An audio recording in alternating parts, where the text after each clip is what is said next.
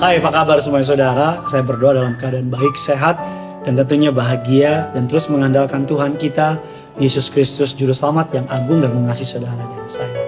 Saya berdoa agar renungan singkat pada pagi hari menjadi sebuah kerinduan bagi saudara untuk memulai hari bersama dengan Tuhan atau untuk menutup hari bersama dengan Tuhan. Mari sama-sama kita mau tundukkan kepala, kita bersatu di dalam doa. Bapa yang baik, Bapa yang kami sembah di dalam nama Tuhan Yesus. Kami siapkan hati kami, sambut kebenaran firman Tuhan. Pakai hamba-Mu untuk boleh menjadi berkat, urapi lidah bibir perkataannya untuk boleh mengajar umat-Mu di tempat ini. Allah Roh Kudus, bergerak dalam diri hamba-Mu, pakai hamba-Mu untuk boleh menjadi jawaban atas setiap yang mereka perlukan, dan bergerak di dalam umat-Mu, bergerak di dalam kami. Di dalam nama Tuhan Yesus, kami siap untuk mendengar firman Tuhan. Amin. Hidup menghasilkan buah. Itu yang menjadi agenda Tuhan dalam hidup saudara dan saya. Tuhan bukan hanya mau saudara bertumbuh, tapi Tuhan juga mau saudara berbuah. Karena kalau hanya bertumbuh, keuntungannya lebih besar kita yang alami. Tapi kalau berbuah, orang lain juga ngalami. Contohnya, kalau pohon cuma sekedar bertumbuh, memang sih beberapa orang bisa berteduh di bawahnya. Tapi lebih hebat lagi kalau pohon itu bertumbuh dan berbuah. Orang bisa berteduh di bawahnya, orang bisa makan darinya. Tuhan mau saudara dan saya hidup bertumbuh dan berbuah. Genaplah firman Allah dalam Yohanes 15, 4 dan 6. Tinggallah di dalam aku dan aku di dalam kamu. Sama seperti ranting tidak dapat berbuah dari dirinya sendiri kalau ia tidak tinggal pada pokok anggur. Demikianlah juga kamu tidak berbuah jikalau kamu tidak tinggal di dalam aku. Akulah pokok anggur, kamulah ranting-rantingnya. Barang siapa tinggal di dalam aku dan aku di dalam dia, ia berbuah banyak. Sebab di luar aku, kamu tidak dapat berbuah apa-apa, kata Alkitab.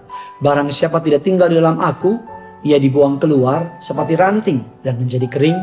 Kemudian dikumpulkan orang, dicampakkan, kata Alkitab, dicampakkan keluar, dan Alkitab katakan dibakar ke dalam api.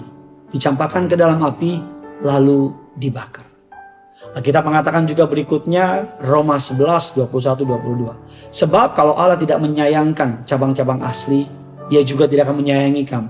Sebab itu perhatikanlah kemurahan Allah dan juga kekerasannya.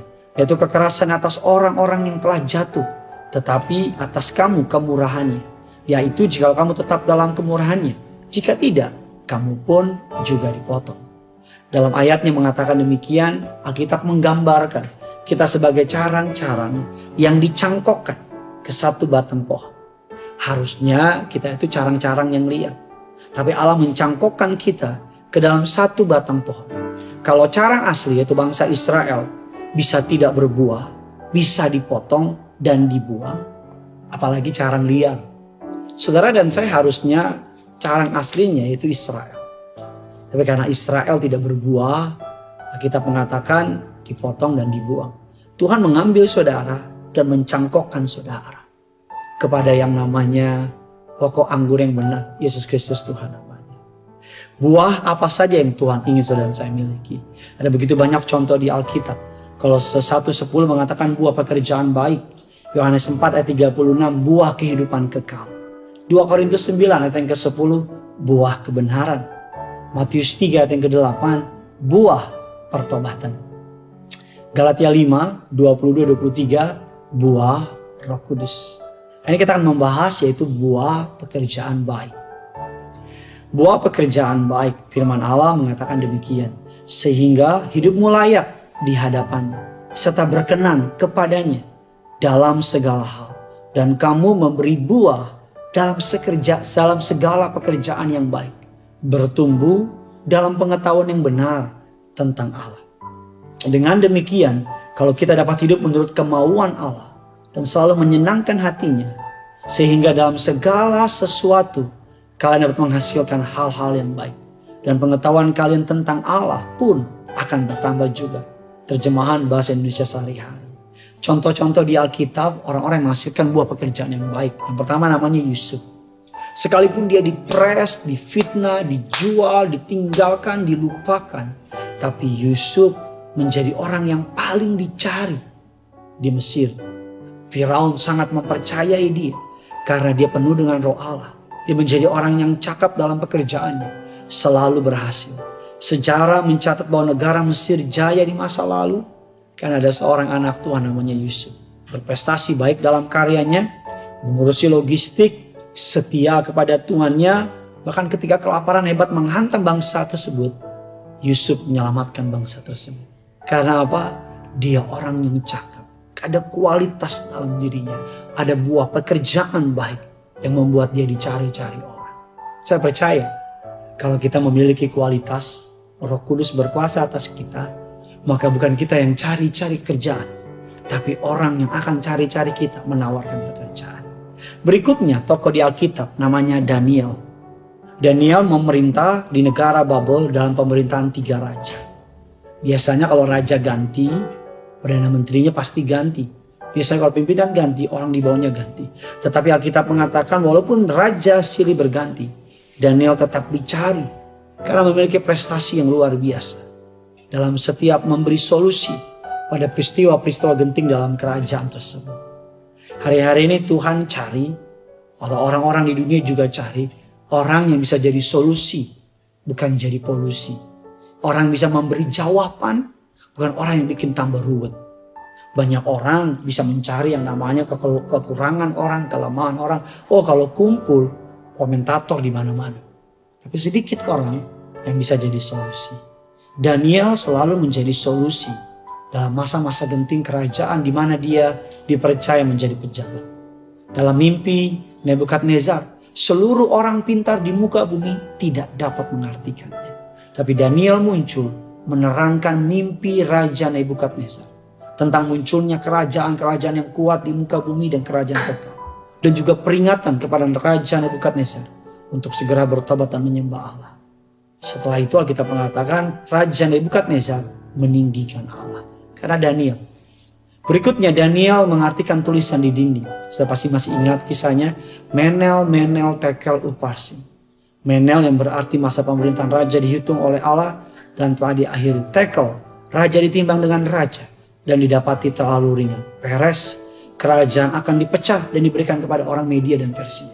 Orang-orang gak ada yang ngerti, Daniel tampil mengartikan mimpi tersebut. Yang terakhir, setelah mengartikan tulisan tersebut, Raja Belsasar memberikan hadiah kepada Daniel serta mengangkatnya menjadi orang ketiga yang mempunyai kekuasaan di kerajaannya. Saya terlalu percaya ketika kita penuh dengan Roh Kudus, Roh Kudus mencangkokkan kita kepada pokok anggur yang benar. Tugas kita cuma nempel. Ketika kita nempel sama pokok anggur, maka dengan sendirinya akan mengalir nutrisi, makanan, air, kehidupan. Tapi kalau kita nggak nempel, kita akan lepas. Ketika kita nempel, buah pekerjaan baik akan mengalir. Tanpa engkau sadari, engkau akan dimampukan untuk melakukan perkara-perkara hebat. Tanpa engkau sadari, engkau akan dibawa Allah dari tempat-tempat kemuliaan kepada kemuliaan. Agar melalui hidupmu, nama Tuhan dipermuliakan. Biar orang melihat pekerjaanmu yang baik dan memuliakan Bapamu di surga. Bagikan kabar baik ini kepada orang-orang yang saudara kasihi. Ambil HP saudara, langsung share ke Facebook, Instagram, kemanapun.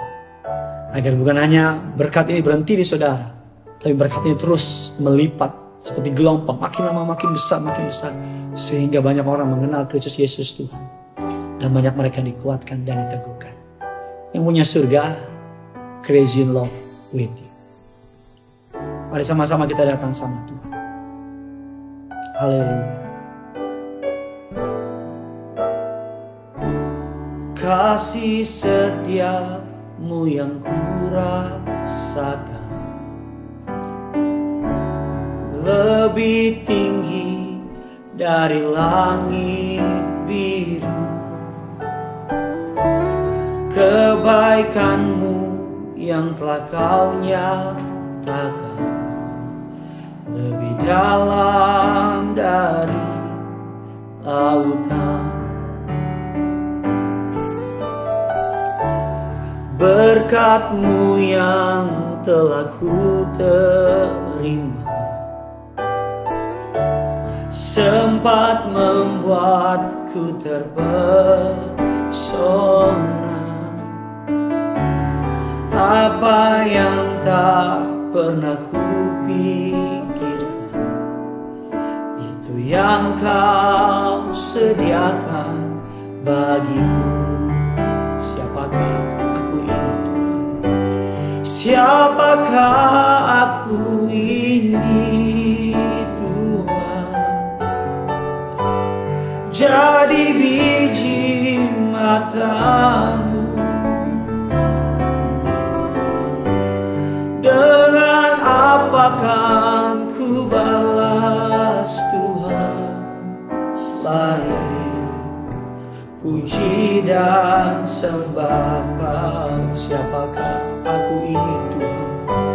Siapakah aku ini Tuhan?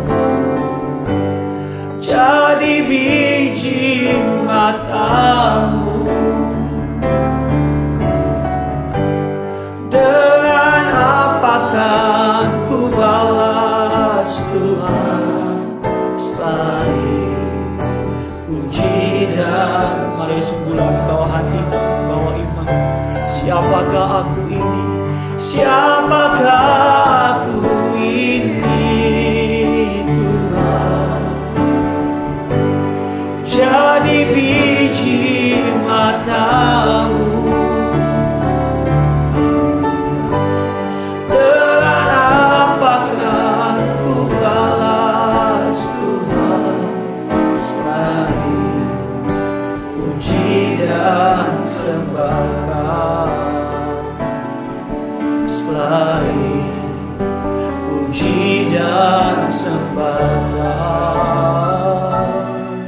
Selain puji dan sembah